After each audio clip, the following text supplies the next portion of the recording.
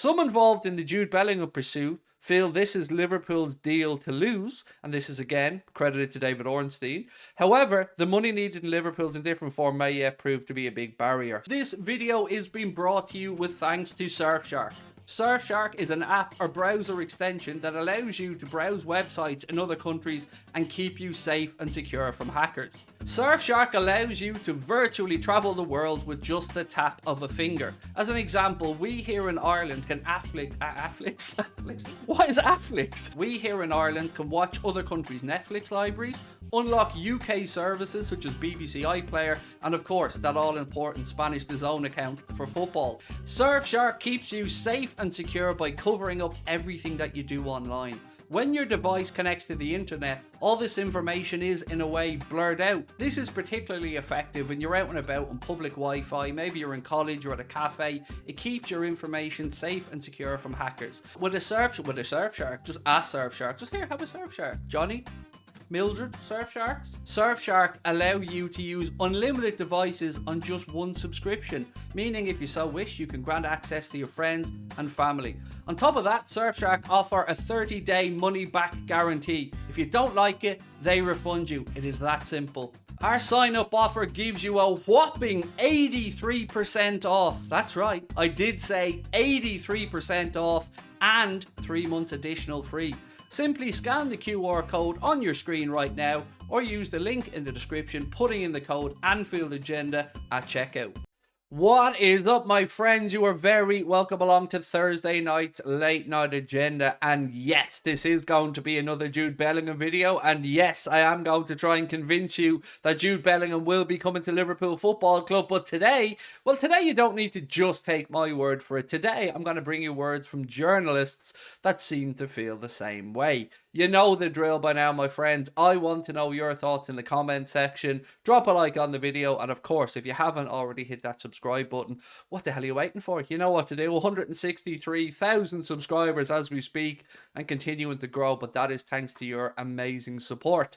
So look, let's get straight into it. And let's get to the comments attributed to, in this case, David Ornstein and Raphael Honigstein about Jude Bellingham's impending summer move. Where is he going to go? Well, you know where I'm going with it, right? So this is per the Anfield Talk. Again, to credit the accounts that put these posts up, I like to give them a little nod. Some in the industry feel Bellingham currently prefers Liverpool to Manchester City.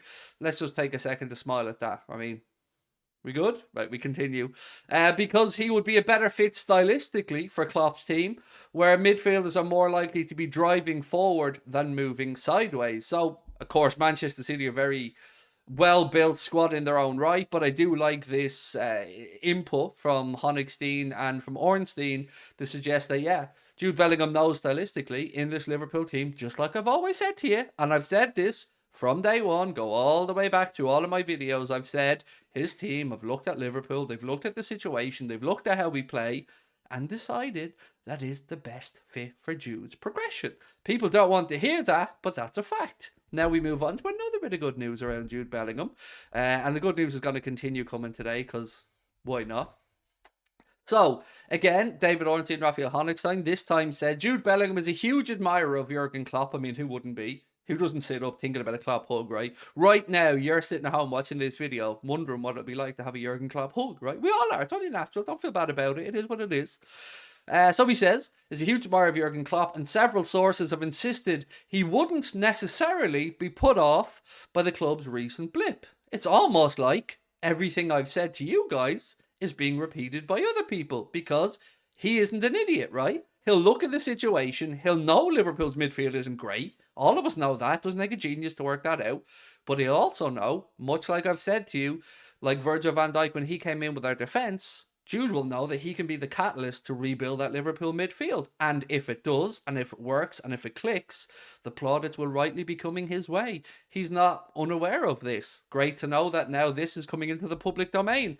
And the last little bit on Jude Bellingham with regards to the input from journalists is, some involved in the Jude Bellingham pursuit feel this is Liverpool's deal to lose, and this is again credited to David Ornstein. However, the money needed in Liverpool's indifferent form may yet prove to be a big barrier. So again, look, I've always said to you, the only little stumbling block that I'm aware of has always been whether John W. Henry will put his hand in his pocket and pay the money.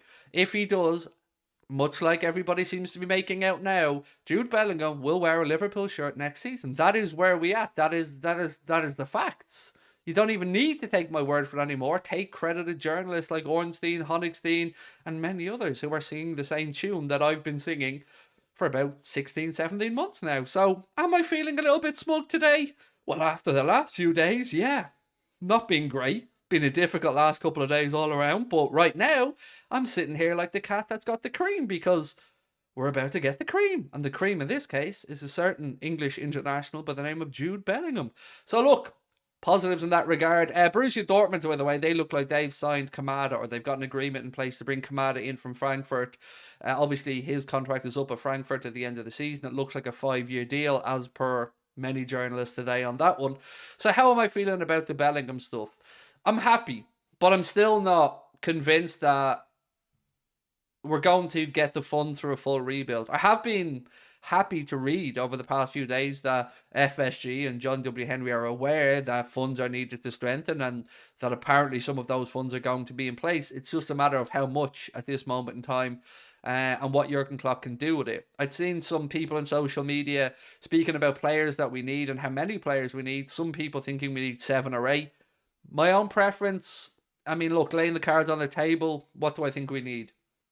3 midfielders minimum, but I think 3 would be enough if you take into account that, yes, we'll lose some turnover with Alex Oxlade-Chamberlain going, with James Milner going, with Naby Keita probably going, but ultimately, how many games a season have we lost out on there? Probably not as many as we think. So if you bring in Stefan Bajcetic, who's of course doing really well at the minute, Tyler Morton coming back, then you bring in 3 midfielders. I don't think we're that far off. I mean, I think numbers-wise in midfield now, we're probably okay. It's just the calibre of those midfielders that we have that aren't good enough for me at this moment in time. Then you look to the centre-back situation.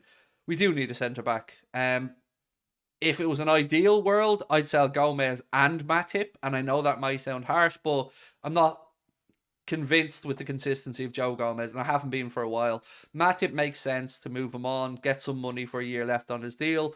Will we get Josko Gvardiol? Probably not. You know, not if the 120 million euro is the number, and that buyout clause doesn't come into effect, by the way, until 2024, meaning that this summer, if somebody wants to buy Josko Gvardiol from RB Leipzig, well, they're going to have to come to an agreement with the club on that one, because the buyout clause doesn't come into effect for the season after. So there's that. But then there's the kid from Benfica, Silva, as well, who we've been linked with. And again, glowing references from him. I won't claim to sit here and say I've watched a lot of them, but I've read some scouting reports.